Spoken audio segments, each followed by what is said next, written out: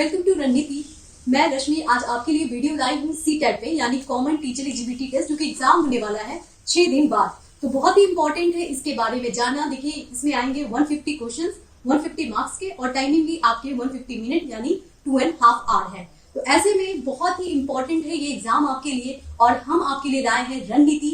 और ये रणनीति मैं नहीं बताऊंगी आपको, ये बताएंगी वो जिन्होंने इसे क्वालिफाई किया है और सीटेट एग्जाम इन्होंने क्वालिफाई किया है। इनका नाम है वर्षा त्यागी और ये आपको बताएंगी कि कैसे तैयारी करें। हाय वर्षा। हाय। तो सबसे पहले आप बताओ अपना बैकग्राउंड, मतलब क्या था जो कि इनको सपोर्ट करेगा। मेरा नाम वर्षा है और मैं साइंस बैकग्राउंड से हूँ। मैंने अपनी graduation PCM physics chemistry math से की है। उसके बाद मैंने बीएड करी हुई है और मैंने सीटेट एग्जाम जनवरी 2021 क्वालिफाई किया हुआ है। क्या मार्क्स थे आपके? मेरे पेपर 1 में थे 115 out of 150 and 95 in paper 2। वर्षा, ये तो बहुत अच्छा था कि आपका साइंस बैकग्राउंड था, तो वो आपको हेल्प किया होगा। लेकिन मेरा कहना ये है कि सीटेट में क्वालिफाई होने के लिए मतलब कितना मार्क्स चाहिए, मतलब क्योंकि ये वैलिड कैसे है? जी, सीटेट में क्वालिफाई होने के लिए आपको, अगर आप जनरल कैटेगरी से बिलोंग करते हैं तो आपको 60% यानी कि 90 मार्क्स चाहिए out of 150 paper 1 and paper 2। यानी पेपर 1 और पेपर 2 में आपको 90 मार्क्स होने चाहिए, तभी आप इसमें क्वालिफाई हैं। और इसके अलावा मैं जानना चाहूंगी क्योंकि ये एग्जाम के पैटर्न क्या है और स्ट्रेटजी क्या होनी चाहिए, कौन से सब्जेक्ट पे ज्यादा फोकस करना चाहिए? इसमें सीटेट में 2 पेपर होते हैं, पेपर 1 एंड पेपर 2। तो पेपर 1 में पेपर 1 में जो सब्जेक्ट्स कॉमन है, जैसे सीडीपी, जो पेपर 1 पेपर 2 दोनों में आती है। अब लैंग्वेज में अगर आप हिंदी और इंग्लिश चूज करते हैं तो वो भी पेपर 1 पेपर 2 दोनों में आएगी। जो बाकी के 2 सब्जेक्ट बचते हैं वो होते हैं आपके, जो आपने बीएड में सेलेक्ट किए थे। मेरा साइंस बैकग्राउंड था तो मैंने बीएड में भी मैथ और साइंस ही सेलेक्ट किए थे। अब बात करें अगर पैटर्न की, तो पैटर्न में पेपर 1 में आपको 5th लेवल तक की एनसीईआरटी से कवर करना होगा और पैटर्न के लिए आपको प्रीवियस ईयर क्वेश्चंस ज्यादा से ज्यादा सॉल्व करने होंगे। जब एनसीईआरटी बोलते तो है, और क्लास 1 to 5 के एनसीईआरटी की बात की जाए तो जनरली लोगों को लगता है ये बहुत इजी होंगे 1 to 5।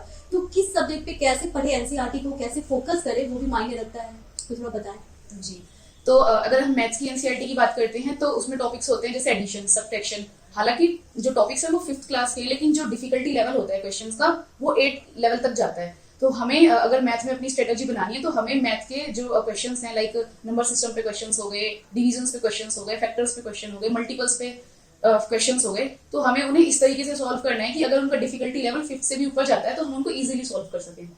तो आपने देखा कौन कौन से टॉपिक पे आपको कवर करना चाहिए मैथ्स में, ताकि आपका जो, क्योंकि जनरली मैथ्स को लोग बोझ की तरह लेते हैं, लाइक बर्डन, मतलब हो नहीं पाएगा। तो मैथ्स में अगर आपका मैथ्स वीक भी है तभी आप इन चैप्टर को फोकस करेंगे तो जरूर आपको ये हेल्प करेगा। आगे देखते हैं। देखिए, सबसे इंपॉर्टेंट लैंग्वेज पेपर होता है, तो थोड़ा लैंग्वेज पेपर के बारे में बताएं, क्या इसकी स्ट्रेटजी होनी चाहिए? इसमें लैंग्वेज वाले पेपर में हमें ऑप्शंस मिलते हैं कि हम क्या क्या लैंग्वेज सेलेक्ट करते हैं। जनरली बच्चे क्या होते हैं, हिंदी और इंग्लिश लैंग्वेज सेलेक्ट करते हैं। अगर आप कंफर्टेबल हैं संस्कृत में या उर्दू में तो अदर लैंग्वेजेस भी ऑप्ट कर सकते हैं। तो मेरी लैंग्वेजेस थी हिंदी एंड इंग्लिश। तो हिंदी में 15 नंबर का आपका पेडागोजी आता है और 15 नंबर का आपका सीडीपी आता है। सीडीपी और 15 नंबर का आपका जनरल कंटेंट, जिसमें क्वेश्चंस होते हैं, ग्रामर से रिलेटेड भी होते हैं, अनसीन पैसेज भी होते हैं। तो अगर हम पेपर 1 की बात करें तो उसमें चाइल्ड डेवलपमेंट में से और पेडागोजी में से, और जो जनरल क्वेश्चन हुए बुक से, लाइक उसमें थोड़ा सा नाउन से भी क्वेश्चन आ जाएंगे, संज्ञा से, ठीक है। और अगर हम पेपर 2 की बात करें तो उसमें संधि विच्छेद भी आता है, समास भी आता है और कर्ता से भी क्वेश्चन आ जाते हैं। तो इसकी स्ट्रेटेजी के लिए आपको ये है कि आपको जो सीडीपी है आपका वो स्ट्रॉन्ग होना चाहिए और थोड़ा सा आप बेसिक ग्रामर भी कर सकते हैं, तो आपका पेपर कवर हो जाएगा। प्रीवियस क्वेश्चन पेपर का क्या मतलब हेल्प रहता है, क्योंकि एग्जाम बहुत पास है, 6 दिन बाद एडमिट कार्ड आ चुके हैं, तो एग्जाम भी होने ही वाले हैं। तो आप बताएं, मतलब प्रीवियस ईयर क्वेश्चन का कैसे तैयारी करें, क्या फोकस करें? प्रीवियस ईयर क्वेश्चन पेपर से क्या होता है कि हमें एक पैटर्न पता चलता है, एग्जाम में क्वेश्चन किस तरीके से पूछे जाते हैं, क्या डिमांड है क्वेश्चन की।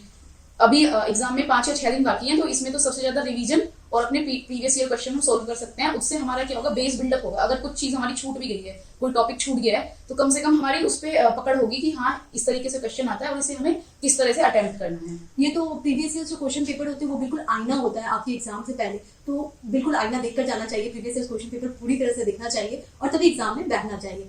आगे बढ़ते हैं और मुझे जानना है कि इस एग्जाम में क्या नेगेटिव मार्किंग होता है? जी नहीं, इसका ये प्लस पॉइंट है कि इसमें नेगेटिव मार्किंग नहीं होती। तो कितने ऑप्ट करने चाहिए एग्जाम में, क्योंकि 150 क्वेश्चन है, और किस तरह से स्ट्रेटजी होनी चाहिए?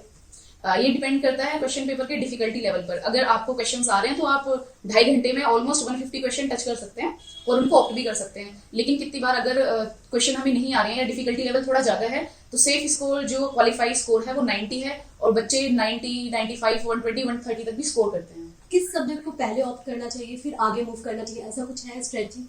स्ट्रेटजीज की है जो मैं जिसमें मैं कंफर्टेबल थी, जिन सब्जेक्ट्स पे मेरी कमांड थी, वो चाइल्ड डेवलपमेंट था, मैथ्स था और साइंस था। तो सबसे पहले मैंने इन तीनों के ही क्वेश्चन अटेम्प्ट किए। उसके बाद लैंग्वेज वाले पोर्शन में मैं थोड़ा कंफ्यूज थी, तो मैंने दोबारा से जो इंस्ट्रक्शंस दिए होते हैं क्वेश्चन के फर्स्ट पेज पे, उनको दोबारा से किया, क्योंकि मैं भूल गई थी कि मैंने लैंग्वेज 1 और लैंग्वेज 2 में क्या क्या ऑप्शन सेलेक्ट किए हैं। यहाँ पे गलतियां बहुत होती हैं, जो बच्चे लैंग्वेज 1 वाला पोर्शन होता है उसे लैंग्वेज 2 के लिए कराते हैं। अच्छा। तो मैंने फिर अपने एडमिट कार्ड में भी चेक किया और आगे इंस्ट्रक्शन में भी चेक किया, फिर केयरफुली इस क्वेश्चन को सोल्व किया। तो मतलब लैंग्वेज 1 और लैंग्वेज 2 के जो पोर्शंस हैं उनको ध्यान से आप देख लें, क्योंकि वो कंफ्यूज हो सकते हैं आप एग्जाम के टाइम में। ओके। और ये आपने कितने दिन में तैयारी की? क्योंकि बहुत सारे लोग होते हैं वो बहुत जल्दी एग्जाम देते हैं, मतलब नए नए आते हैं, न्यू लर्नर्स हैं, उनके लिए क्या बताएंगे आप? कितने दिन की स्ट्रेटजी थी आपकी? इस बार क्या हुआ है सीटेट में कि जो बीएड अपीयरिंग स्टूडेंट्स हैं वो भी फिल कर सकते हैं फॉर्म। अच्छा। जो कि पिछले साल या उससे पिछले साल नहीं था। तो जो मेरा था, मुझे कोविड हो गया था, तो मैंने 30 डेज में ही अपनी प्रिपरेशन करी थी। तो लास्ट के 5 to 6 डेज मैंने रिवीजन के लिए छोड़ दिए थे, बाकी 25 डेज में मैंने अपनी प्रिपरेशन करी थी। तो मैथ में मेरी कमांड थी, तो मैंने मैथ को नहीं टच किया था, जो मुझे पेपर वाले दिन ही किया मैंने, जो भी मैथ में किया था। लेकिन मैंने सीडीपी को कई बार किया और कई बार उसको रिवाइज भी किया। मैंने अपना ईवीएस वाला पोर्शन 2 से 3 बार किया, 5th लेवल तक का। मैंने हिंदी में थोड़ा वर्क किया, क्योंकि जो ग्रामर वाला पोर्शन होता है उसमें से गलतियां काफी होती हैं। मैथ्स को मैंने पेपर वाले दिन ही टच किया था। तो मतलब आपकी जो डेज थी वो 26 डेज में आपने इसको प्रिपेयर किया था, तो आप घबराए नहीं। अगर आप कम भी टाइम दिए तो ये एग्जाम निकल सकता है और स्कोर आप ला सकते हैं। और एक और सवाल जो माइंड में हम सबके आता है, सीडीपी जो बहुत ही इंपॉर्टेंट पोर्शन है, उसकी क्या स्ट्रेटजी होनी चाहिए? किस चैप्टर पे फोकस करना चाहिए? क्योंकि एग्जाम पास है तो जरूर बताएं। जी, पेपर 1 और पेपर 2 में सीडीपी का जो अगर हम वेटेज देखें सीडीपी वाले सेक्शन का, तो 30 मार्क्स का आता है। फिर इंग्लिश वाले पोर्शन में हम देखें तो उसमें भी 15 क्वेश्चन पेडागोजी से आते हैं। और अगर हम मैथ वाले में देखें, हिंदी वाले में भी देखें, तो ऑलमोस्ट मैक्सिमम 90 मार्क्स का सीडीपी वाला पोर्शन प्लस पेडागोजी मिला के 90 मार्क्स का बनता है। तो काफी ज्यादा वेटेज है, 90 मार्क्स आपके पेडागोजी से आ रहे हैं। तो जी, तो सीडीपी में अगर हम बात करें इंपॉर्टेंट चैप्टर्स की, तो सबसे पहले ग्रोथ एंड डेवलपमेंट हो जाता है। पियाजे, कोलर, वाइगोस्की, ये वाले टॉपिक होते हैं। इनसे 2 से 3 क्वेश्चन हमेशा आते हैं। और इस बार और पिछली बार नेशनल एजुकेशन पॉलिसी से भी क्वेश्चन आए हैं। एनसीएफ 2005, ये बहुत ज्यादा इंपॉर्टेंट है, इससे भी 3 से 4 क्वेश्चन आ जाते हैं। इंटेलिजेंस हो गया। और एक इसमें टॉपिक होता है लैंग्वेज। तो जो लैंग्वेज में चाइल्ड डेवलपमेंट में लैंग्वेज वाला टॉपिक है, इसके क्वेश्चन मैथ्स वाले पेडागोजी वाले पोर्शन में और साइंस वाले पेडागोजी वाले पोर्शन में भी पूछे जाते हैं। तो लैंग्वेज वाला जो टॉपिक है उसको अच्छे से करना है। उसके बाद इंटेलिजेंस, मल्टीपल इंटेलिजेंस और भी काफी टॉपिक्स हैं जो बड़े, चाइल्ड सेंटर्ड एजुकेशन, ये वाला तो सबसे इंपॉर्टेंट है। इसके बेसिस पे मैक्सिमम क्वेश्चन जो आपको नहीं भी आते हैं उनको आप ऑप्ट कर पाओगे। क्वेश्चन में आपको बस ये देखना है कि जहाँ पे वो चाइल्ड सेंट्रिक व्यूज दिए गए हों, मैक्सिमम वही ऑप्शंस करेक्ट होते हैं। तो हमेशा चाइल्ड सेंटर्ड एजुकेशन पे आपको फोकस करना है, उन्हीं ऑप्शंस को आपको सेलेक्ट करना है जो चाइल्ड सेंट्रिक हों। तो आपने देखा कि कैसे चाइल्ड डेवलपमेंट प्रोग्राम के इंपॉर्टेंट टॉपिक को कवर करना है, आपको इसकी लिस्ट मिल जाएंगे। और आगे बढ़ते हैं। सबसे इंपॉर्टेंट ये है कि सीटीईटी क्वालिफाई करने के बाद क्या क्या अपॉर्चुनिटी आपको मिलती है, वो भी देखते हैं। तो जानते हैं वर्षा से। जी, सीटेट क्वालिफाई करने के बाद काफी सारी अपॉर्चुनिटी हैं। आप अगर गवर्नमेंट जॉब की प्रिपरेशन कर रहे हैं, अगर उसी फील्ड में आगे बढ़ना चाहते हैं, तो आप जिस भी स्टेट में हैं उसी स्टेट का अपना एग्जाम भी होता है, अपना टेट वो लोग कराते हैं। और अगर आप सेंट्रल लेवल पे टेट क्वालिफाई करते हो तो आप केवीएस, नवोदय विद्यालय और सेंट्रल गवर्नमेंट स्कूल्स में भी आप जॉब के लिए अप्लाई कर सकते हैं वैकेंसीज आने पर। जैसे अभी केवीएस की रिसेंट में वैकेंसीज आई हुई हैं, तो अगर आप सीटेट क्वालिफाइड हैं तो आप उसमें अप्लाई कर सकते हैं। आर्मी स्कूल्स में काफी सारी वैकेंसीज आती हैं, जिसमें कि एलिजिबिलिटी का क्राइटेरिया यही होता है कि आप सीटेट क्वालिफाइड हो। यानी आपने देखा कि सीटेट क्वालिफाई होने के बाद आपको सरकारी स्कूल में बहुत अच्छी अपॉर्चुनिटी मिलेगी। और मुझे ऐसा लगता है वर्षा, टीचिंग जो है वो बहुत ही नोबल जॉब है, तो इसके लिए तो जरूर मेहनत करनी चाहिए, सबको करनी चाहिए। तो बहुत ही अच्छी अपॉर्चुनिटी है आपके पास। ये एग्जाम जो है वो आपका ऑनलाइन एग्जाम होने वाला है, तो कंप्यूटर बेस्ड एग्जाम है, ऑनलाइन है, तो इसकी क्या स्ट्रेटजी होनी चाहिए, ये जानते हैं वर्षा से। अभी तक 2020 तक क्या होता था कि ऑफलाइन एग्जाम होता था, लेकिन 21 में और 22 में सेकेंड टाइम इस बार ऑनलाइन होगा। तो जो सीबीएसई है वो आपको टेस्ट सीरीज भी अपलोड करवाती है, मॉक टेस्ट भी अपलोड करती है अपनी वेबसाइट पे कि आप कैसे अटेम्प्ट करेंगे क्वेश्चन। तो सबसे बेसिक ये है कि आप सबसे पहले इंस्ट्रक्शंस पढ़ें, अपने एग्जाम सेंटर पे टाइम से पहुंचे, थोड़ा 5-10 मिनट पहले ही पहुंचे, और कंप्यूटर पे लिखे हुए इंस्ट्रक्शंस को क्लियरली पढ़ें। उसमें लैंग्वेज स्विच का भी ऑप्शन होता है। अगर आपको लैंग्वेज में कंफ्यूजन हो रही है या आप कुछ चीज नहीं समझ पा रहे हैं तो आप लैंग्वेज स्विच भी कर सकते हैं। और टाइमर आपके सामने लगा होता है, आपको बार बार घड़ी देखने की जरूरत नहीं होती।